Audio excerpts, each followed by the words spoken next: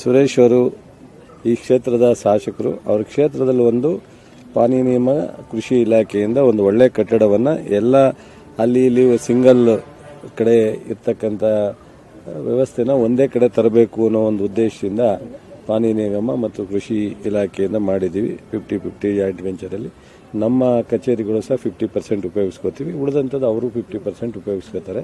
11 floor ಹಂತವನ್ನು 11 ಹಂತವನ್ನು ಇಟ್ಕೊಳ್ತಕ್ಕಂಥದ್ದು.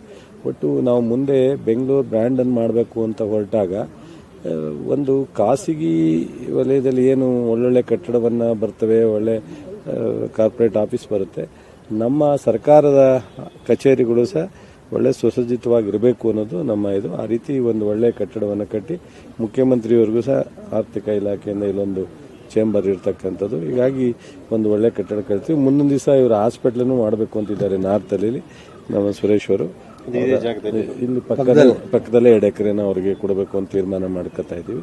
ಹಾಗಾಗಿ ಒಟ್ಟು ಈ ಕಟ್ಟಡ 55 ಕೋಟಿ ವೆಚ್ಚದಲ್ಲಿ ಸುಸಜ್ಜಿತವಾಗಿ 2 ಇಲಾಖೆಯ ಎಲ್ಲ ಕಚೇರಿಗಳನ್ನ ಇಲ್ಲಿ ಶಿಫ್ಟ್ ಮಾಡುವಂತ ಕೆಲಸ ಮಾಡುವಂತ ಯುಟಿಲೈಸೇಷನ್ ಇರುತ್ತೆ ಅಂತ ಕೆಲಸ ಕಚೇರಿಗಳು ಅಂತ ಅಂದಮೇಲೆ ಆ ಕಚೇರಿನಲ್ಲಿ 8 ಜನ ಅಧಿಕಾರಿಗಳು ಇರ್ತಾರೆ, ಮಾಡ್ತಾರೆ. ಬಟ್ ಇಬ್ಬರಿಗೂ ಅಕಾಮಿಡೇಷನ್ ಯಾವ್ಯಾವ ಫ್ಲೋರು ಯಾರ್ಯಾರಿಗೆ ಮಾಡಬೇಕು ಅನ್ನೋದನ್ನೆಲ್ಲ ಒಂದು ಸ್ವಲ್ಪ ಮೀಟಿಂಗ್ ಮಾಡಿ ನಂತರ ಅದನ್ನು ಪ್ರಾರಂಭ ಆಗೋದಕ್ಕಿಂತ ಮೊದಲೇ ಮಾಡಿ ಒಂದು ಅವರ ಆ ಇಲಾಖೆ ನಮ್ಮ ಇಲಾಖೆಯಿಂದ ಒಂದು ಅಗ್ರಿಮೆಂಟ್ ಮಾಡ್ಕೋತೀವಿ. ಸರ್, ಈಗ ಮೊದಲನೇದಾಗಿ ಮುಖ್ಯಮಂತ್ರಿಗಳವರ ಪತ್ನಿಗೆ ಮತ್ತೆ ಸಚಿವರಾಗಿರುವಂತಹ ಬೈರತಿ ಸುರೇಶ್ ಅವರಿಗೆ ಇಡಿ ನೋಟಿಸ್ ಬಂದಿದೆ ಸರ್. ಈಗಾಗಲೇ ಅವರು ಹೇಳಿದ್ರು, ನೀವು ನಮ್ಮ ಸ್ನೇಹಿತರು ಕೇಳಿದ್ರು, ಸುರೇಶ್ ಅವರು ಮಂತ್ರಿ ಆಗೋದಕ್ಕಿಂತ ಮೊದಲೇ 50-50 ರೇಷಿಯೋದಲ್ಲಿ ಅನೇಕರಿಗೆ ಸೈಟ್ ಕೊಟ್ಟಿದ್ದಾರೆ. ಇದು ಒಬ್ಬರಿಗಲ್ಲ ಇಬ್ಬರಿಗಲ್ಲ, ಸಾವಿರಾರು ಸೈಟನ್ನು ವಿತರಣೆ ಮಾಡಿದ್ದಾರೆ. ಇದೆಲ್ಲ ಆಗಿರ್ತಕ್ಕಂಥದ್ದು ಬಿಜೆಪಿಯವರ ಆಡಳಿತದ ಸಂದರ್ಭದಲ್ಲೇ ಹೆಚ್ಚಾಗಿರ್ತಕ್ಕಂಥದ್ದು. ಅವರೇ ಆಡಳಿತ ಮಂಡಳಿ ಅಧ್ಯಕ್ಷರಾಗಿದ್ದರು, ಅವ್ರದೇ ಸರ್ಕಾರ ಇತ್ತು, ಮುಖ್ಯಮಂತ್ರಿಯವರು ಬಸವರಾಜ ಬೊಮ್ಮಾಯಿ ಇದ್ರು, ಆಗಿದ್ದು. ತನಿಖೆ ಆಗೋದಾದ್ರೆ ಅವ್ರ ಮೇಲೆ ಆಗಬೇಕು.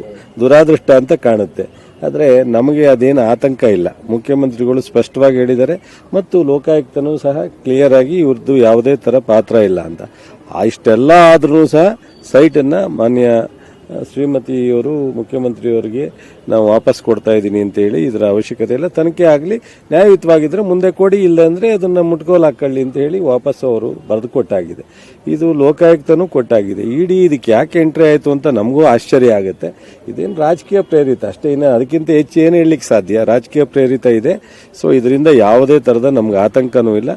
ನಾವು ಮಾನ್ಯ ಮುಖ್ಯಮಂತ್ರಿಗಳು ನಿಮಗೆ ತೆರೆದಿಟ್ಟು ಪುಕ್ಕ, ಅವರು ಪ್ರಾರಂಭದಿಂದ ಇಲ್ಲಿವರೆಗೆ ಅವರ ಅಡ್ಮಿನಿಸ್ಟ್ರೇಷನ್ನು ಅವರ ಆಡಳಿತ ಸಂದರ್ಭದಲ್ಲಿ ಕಪ್ಪು ಚುಕ್ಕಿ ಇಲ್ಲ. ಅವ್ರಿಗೇನಾಗೈತೆ ಅಂದರೆ ಈ ದೇಶದಲ್ಲಿ ಕಾಂಗ್ರೆಸ್ನಲ್ಲಿ ಅತ್ಯಂತ ಒಂದು ಮಾಸ್ ಲೀಡ್ರು ಮತ್ತು ಸರಳತೆ ಮತ್ತು ಅಡ್ಮಿನಿಸ್ಟ್ರೇಷನ್ನು ಹೈಯೆಸ್ಟು ಆರ್ಥಿಕ ಬಜೆಟನ್ನು ಮಂಡನೆ ಮಾಡಿರ್ತಕ್ಕಂಥದ್ದು.